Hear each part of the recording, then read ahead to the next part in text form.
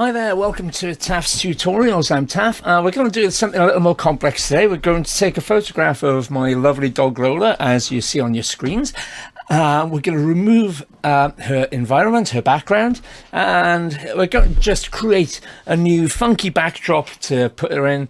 So try a little bit of creativity rather than simple manipulation of images.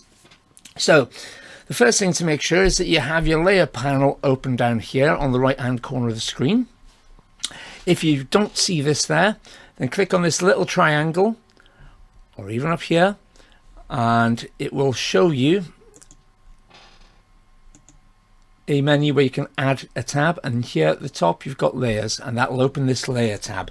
This shows you each of the layers that's in your image, also allowing you to drag the layers around and do various things with the layers. So first thing we're going to do is we're going to right click on this layer and make sure that we've added the alpha channel. So add alpha channel.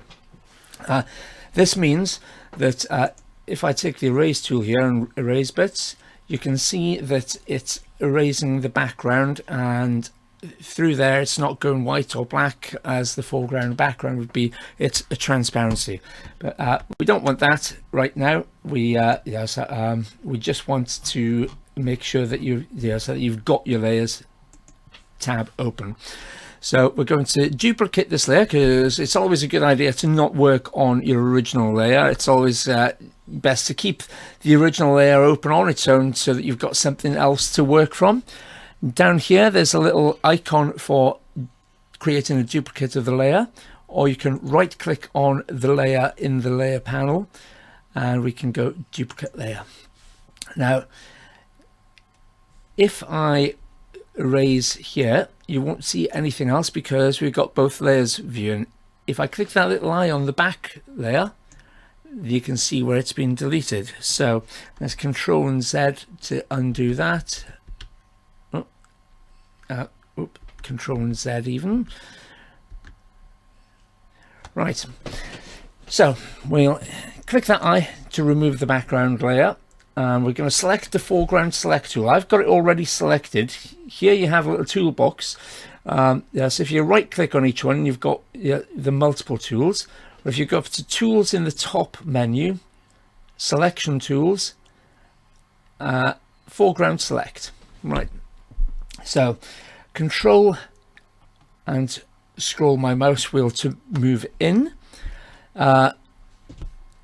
If you press the plus button on your laptop or computer, that will also zoom in. So here it's opened the scissors tool, and it just wants us to draw a rough outline to tell it what to select. So so we're going to do this very roughly. And I do apologize shortly because there I'm pressing the space bar and moving my mouse to move the image up. My laptop is old. It's not particularly fast. It's not particularly modern, and the foreground select tool basically gives the computer a set of parameters to look out for, and then hit there and press enter, and this has drawn a mask to show us what is going to be selected. So what we'll do here is so we've got the draw foreground tool over here. Sorry, it's frozen up on me, which is great. What you would normally do is use the draw foreground tool to pick the bits of the dog that are actually still not showing inside that lighter area, and use the background to draw backgrounds to remove any bits of the background. Every time you do that, it processes to show you what's actually going on. So right, here we go. It's gone to this the draw background. We're going to change it to the draw foreground, and we're just going to select some of this. We're going to draw around my little Lola pup here. because what it's going to do in a moment is it's going to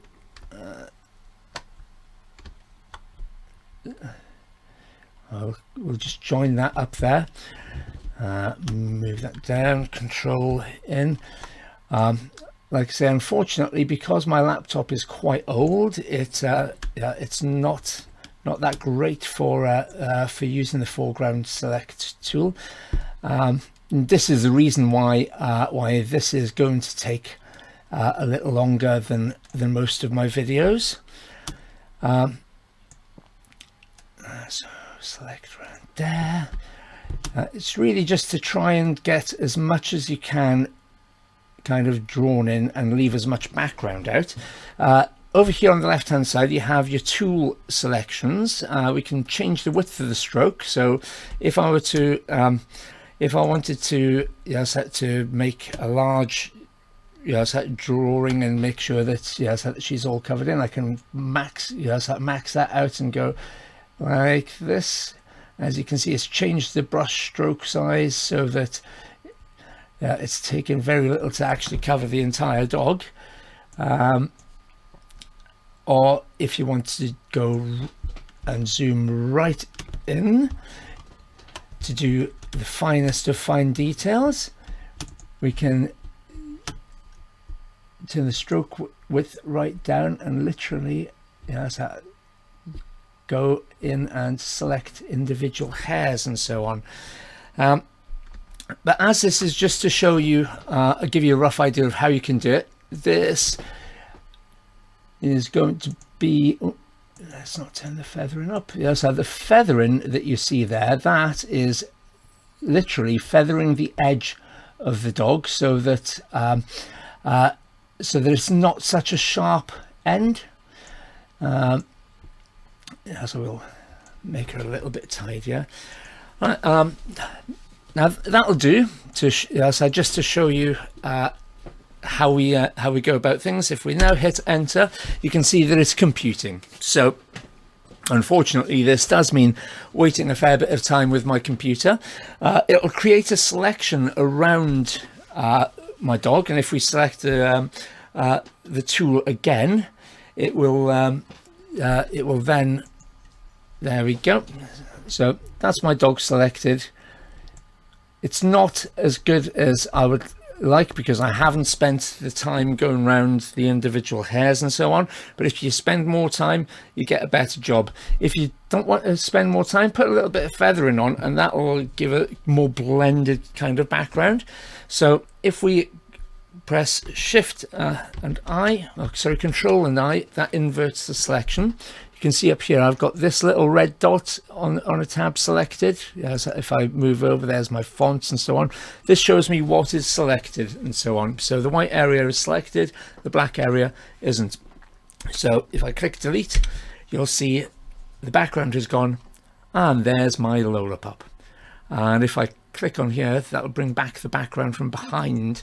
So control shift and J to maximize the screen. We're going to press control shift and A to get rid of the selection. So we're all good here. Now that's how you remove your background to put your dog into anything that you want.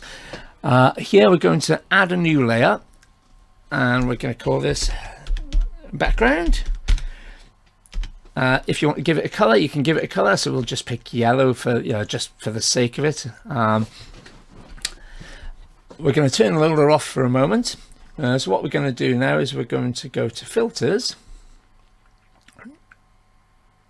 Oh, actually, is it filters or is it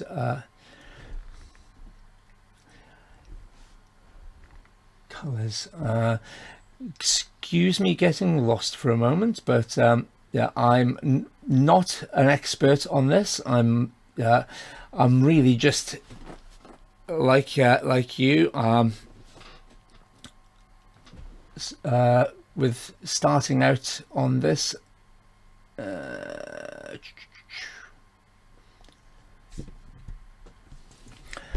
Okay, so as you've seen, I've got myself all confused. I can't remember where a particular thing that I want is. However, if we just press the / button or go to help / you can search for what you want. So go plasma, and this creates an image filled with plasma. So we'll double click on that, and here we go. So you can choose the seed. We can choose a random seed. Here's that new seed, and if we turn the turbulence up, it becomes more kind of solid, like that. So if we press OK, and what we can do now is we can bring our dog back to the top. So bring our background, drag it down, and there's our Lollipop on top of the plasma. You can really do anything that you want with this. If we go to tools, transform tools, and select the warp transform, we can literally decide on the size, and we can select that background. We can drag bits of it around and create our own thing. So let's turn that background off, and we'll create another new layer. This one, what we're going to do is we'll go to the paint tool. We'll just paint some big random splodges, and click OK. So let's get the size of our brush right up. Oh, and it's the paint tool that we want. So got a nice red bit there.